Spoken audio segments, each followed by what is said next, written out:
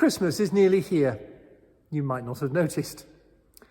And here at St Neots Parish Church and just along the road at St Marys Eynesbury, we're getting quite excited about all the things that we are going to be able to do for Christmas, even in the midst of the current restrictions.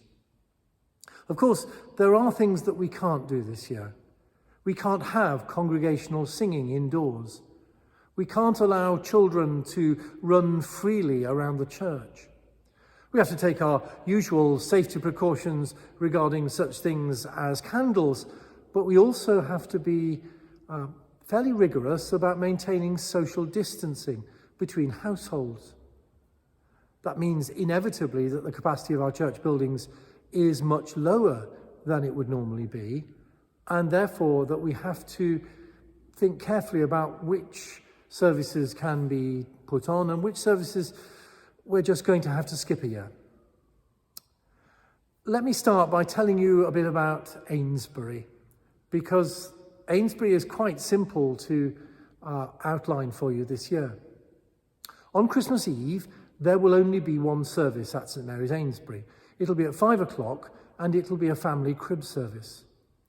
But the numbers who are going to be able to get in are going to be much lower than usual, so we're going to have a booking system for that service. And I have a sneaking suspicion that places will be very hard to come by. But we hope it will be a lovely, memorable service with music in the background, with the blessing of the crib, and with things to keep members of the family of all ages engaged. There won't be a midnight communion at Eynesbury. That's common to many churches around the country who feel that that's just a step too far this year. But on Christmas morning, Eynesbury will be the place where, if you want to go for your Christmas communion fairly late in the morning, after a leisurely start, you can come at 11 o'clock. Again, we'll have music in the background, and if the weather's fine, at the end of the service, we might all go outside and, socially distanced, sing a carol or two to our neighbours before we disperse to our lunches. But what about here at St Neots Parish Church? Well, we're not doing an in-person formal 9 lessons and carols this year, but what we are doing in its place is an online carol service. We've had a great deal of fun recording it in this space, and we're going to give 5 preview clips of that service over the 5 days before we broadcast the full service. So between the 17th and the 22nd of December, apart from on the Sunday, we're going to broadcast a clip each day, a reading and some music. And then on Wednesday, the 23rd of December, the full 50-minute carol service will be broadcast here on YouTube. We've had a great deal of fun putting it together and inviting 1 or 2 guest performers to be part of the service too. We hope you enjoy it. The service that we have come to the conclusion we really can't do at all this year, with some sadness, is the service that takes place at 5 o'clock on Christmas Eve here normally. It just seemed too big a mountain to climb given the various safety precautions that we have to take. So instead, we're doing something we don't normally do, which gives as many people as possible the opportunity to come to church between Sunday the 20th and Christmas Eve. Each day for about 3 hours, on Sundays in the morning, on Sundays in the afternoon, the church will be open. It'll be possible to come in, and there are a couple of places where prayers can be said. We'll have a small Christmas tree, not the one behind me, which will be a place for people to hang stars if they want to remember departed loved ones, or if they just want to keep in mind someone who is very much still with us, but who is not going to be able to be with us this Christmas. Over at the front of church, on the side where the organ is, the main organ, not the little one behind me, there will be the crib, and it'll be possible to lay a stone as a thank you prayer at the crib, or if you've bring something else that you want to lay as a small symbolic thank offering, by all means do so, just to spend time in front of the crib, which we'll bless in a very small scale way on the Sunday afternoon, but it will be there for people to come to at any point. There'll be nice cards with pictures of two of our best stained glass windows with Christmas scenes on them to take away, with a prayer on them as well, and a reminder of Eynesbury Church also in the pictures.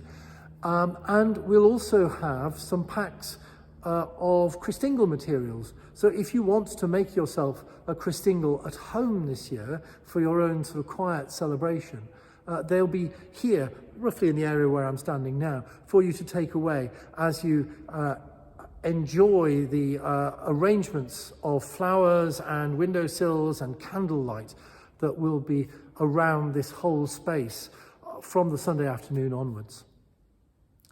It's a little different to normal, we know, but we think it will create a really special atmosphere. And when you leave, you come in by the normal main door, but when you leave by the little door out of the chapel behind me here. And if you leave in daylight, you'll be able to see those two wonderful Christmas windows, the shepherds and the wise men, from the inside.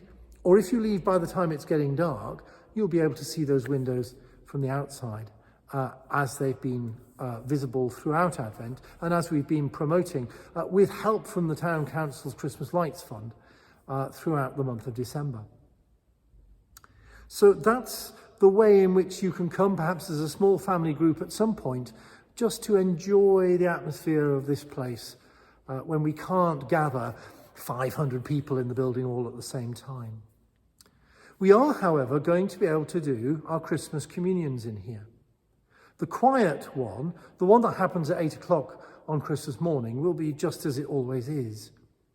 But the other two, which will have some contributions from the choir and organ music, will be slightly different to usual, because both of them will need to be booked in advance. Again, there isn't going to be a midnight service here, but on Christmas Eve, there will be a service here at 9:30 at night. And to keep things simple, the morning service on Christmas morning will also be at 9:30.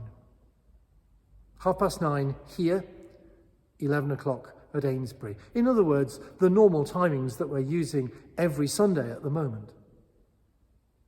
As I say, both the Christmas Eve service and the Christmas morning service will need to be booked. I can't give you the details of how to do that here, but they will appear soon.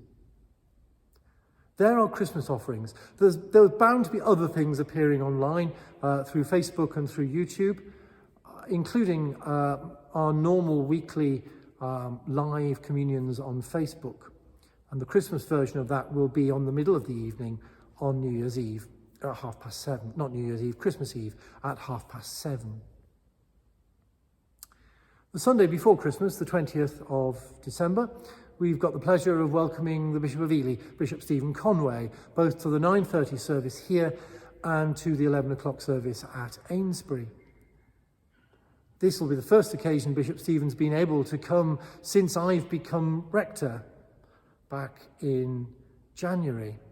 At Christmas, I'll have been here 11 months, remarkably. I've known Bishop Stephen for a long time, and I shall be delighted to be able to welcome him when he comes. And on the Sunday after Christmas, if for some reason you can't come for communion on Christmas Eve or Christmas morning, there are communion services at both churches on the 27th, at 8 o'clock here, at 9:30 with music here, at 11 o'clock, again with music, at Eynesbury. The spirit of Christmas doesn't end with lunch on Christmas Day. We carry on through to Twelfth Night, and the Sunday a couple of days before we will celebrate the arrival of the wise men. And in a way, we also carry on all the way to Candlemas, the presentation of Christ in the temple on the 2nd of February. The stained glass window that's just about to disappear behind me as darkness falls is the window that reminds us of that story, when Mary and Joseph take the 40-day-old child to the temple and are greeted not only by a temple priest, but also by two faithful old worshippers, Simeon and Anna, who acclaim Jesus as the light of the nations. So I'm getting quite excited about my first Christmas in St. Neots.